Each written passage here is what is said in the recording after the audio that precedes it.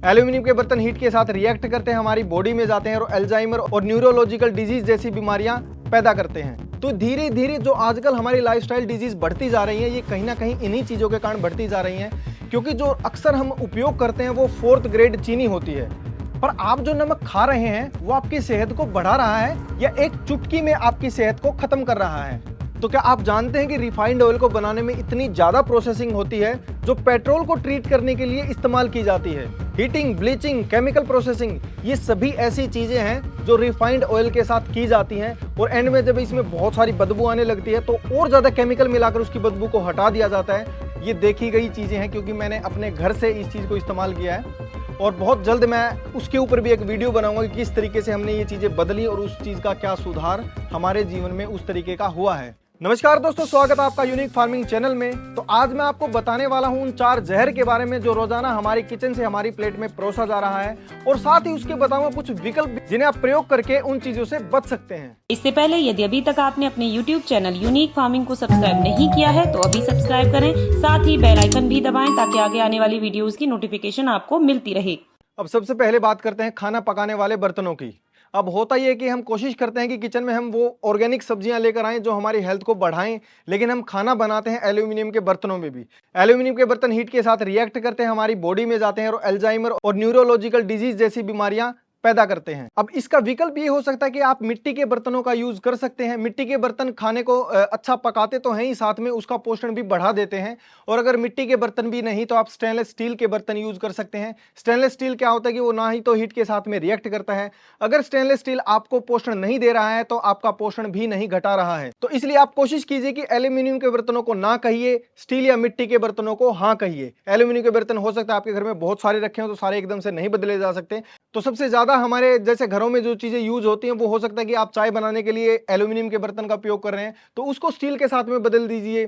Cooker aluminium का प्रयोग कर रहे थे, उसको बदल दीजिए। तो धीरे धीरे इस तरीके से आप कोशिश करते जाएंगे तो 1 महीने में एल्यूमिनियम की सारी चीजें आप बदल के रख देंगे, जो आपके लिए बहुत ही लाभदायक होने वाली है। अब बात करते हैं उस चीज की जो हर घर में चाय के साथ घुली होती है, जी हाँ, चीनी की। अब चीनी एक सफेद जहर माना जाता है। अब आप कहेंगे ये तो हर कोई यूज करता है, उनको कुछ क्यों नहीं होता? तो धीरे धीरे जो आजकल हमारी लाइफस्टाइल डिजीज बढ़ती जा रही है, ये कहीं ना कहीं इन्हीं चीजों के कारण बढ़ती जा रही हैं, क्योंकि जो अक्सर हम उपयोग करते हैं वो 4th ग्रेड चीनी होती है। जब आप 1st ग्रेड चीनी देखेंगे तो वो बहुत मोटे दानों की किस्म की मिलेगी, जैसे कि हमें मोटी मिश्री देखने को मिलती है। लेकिन जो हमारे तक पहुंचती है वो 4th ग्रेड चीनी है। वो चीनी का हम चूरा कह सकते हैं, बचा कुचा कह सकते हैं। तो कई बार क्या होता है कि चीनी बनाने में बहुत से केमिकल का उपयोग किया जाता है, तो वो केमिकल हमारे शरीर में जाकर हमें नुकसान पहुंचाते हैं।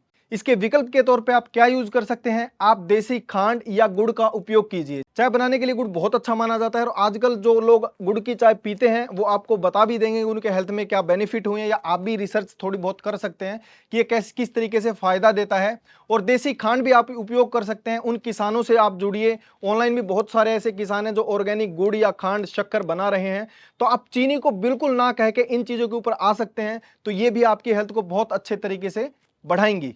अब बात करते हैं उस चीज की जो आजकल आपकी रोटी सब्जी में हर तरीके से बहता है, जी हां, रिफाइंड ऑयल की। तो क्या आप जानते हैं कि रिफाइंड ऑयल को बनाने में इतनी ज्यादा प्रोसेसिंग होती है जो पेट्रोल को ट्रीट करने के लिए इस्तेमाल की जाती है? हीटिंग, ब्लीचिंग, केमिकल प्रोसेसिंग, ये सभी ऐसी चीजें हैं जो रिफाइंड ऑयल के साथ की जाती हैं और एंड में जब इसमें बहुत सारी बदबू आने लगती है तो और ज्यादा केमिकल मिलाकर उसकी बदबू को हटा दिया जाता है, जो सिर्फ और सिर्फ हम ये सोचते हैं कि हम चलो इसमें खाना बनाकर खा रहे हैं, लेकिन वो हम जहर खा रहे हैं। जब ये रिफाइंड ऑयल आपके शरीर में जाता है तो कोलेस्ट्रॉल, फैट और हार्ट डिजीज को बढ़ाता है। अब आप कहेंगे इसका विकल्प क्या हो सकता है? तो इसका सबसे शानदार विकल्प है कच्ची घानी का तेल। एक लकड़ी का कोल्हू होता है जिसमें सरसों, बादाम, नारियल या जिस भी चीज का आप तेल लेना चाहते हैं वो उसके अंदर डाला जाता है और स्लोली स्लोली बिना प्रोसेसिंग के वो ऑयल निकाला जाता है और उसको बिना ट्रीट किए बोतलों में पैक करके आप तक पहुंचा दिया जाता है। तो अगर आप उसका उपयोग करते हैं तो आपको बहुत सारे हेल्थ बेनिफिट मिलते हैं और आप जो एक रिफाइंड ऑयल यूज कर रहे थे तो आप उससे बचे रहते हैं।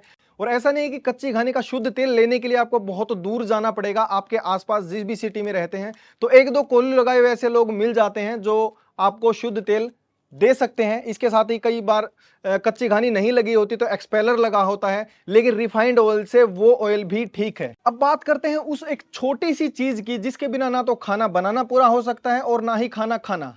जी हाँ, एक चुटकी सिंदूर नहीं, नमक। पर आप जो नमक खा रहे हैं वो आपकी सेहत को बढ़ा रहा है या एक चुटकी में आपकी सेहत को खत्म कर रहा है। आयोडीन से भरपूर एडेड मिनरल्स, ये देखने में तो अच्छा लग सकता है, लेकिन क्या पता हमारी सेहत को ये अच्छा लगे या ना लगे। तो क्या नॉर्थ इंडिया में रहने वाले सभी लोगों को आयोडीन से भरपूर नमक की जरूरत होती है? तो ऐसा बिल्कुल नहीं है। नॉर्थ इंडिया में वैसे ही हमारी जो डाइट प्लान है उसमें आयोडीन बहुत हद तक हमें नेचुरल चीजों से भी मिल जाता है। इसलिए आप कोशिश कीजिए कि उस नमक से बेहतर है आप सेंधा नमक को यूज कीजिए।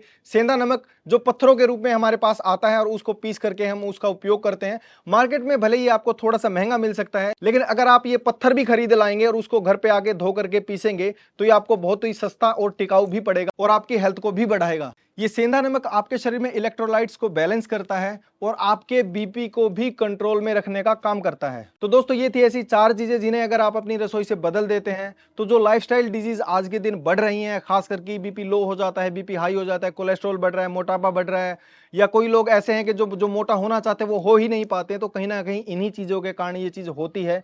और ये ऐसे हवाई बातें नहीं है कि मैंने आपको बोल दिया कि सिर्फ ये बदल दीजिए, ये देखी गई चीज़ें हैं, क्योंकि मैंने अपने घर से इस चीज़ को इस्तेमाल किया है और बहुत जल्द मैं उसके ऊपर भी एक वीडियो बनाऊंगा कि किस तरीके से हमने ये चीज़ें बदली और उस चीज़ का क्या सुधार हमारे जीवन में उस तरीके का हुआ है। और ऐसा नहीं है कि एक दिन में ही आप इन चीज़ों को बदल देंगे, लेकिन धीरे धीरे अगर आप 6 महीने के अंदर भी इन चारों चीज़ों को बदल पाते हैं तो मैं मानूंगा कि आपके लिए बहुत बड़ी उपलब्धि होगी, आपकी हेल्थ के लिए उपलब्धि होगी।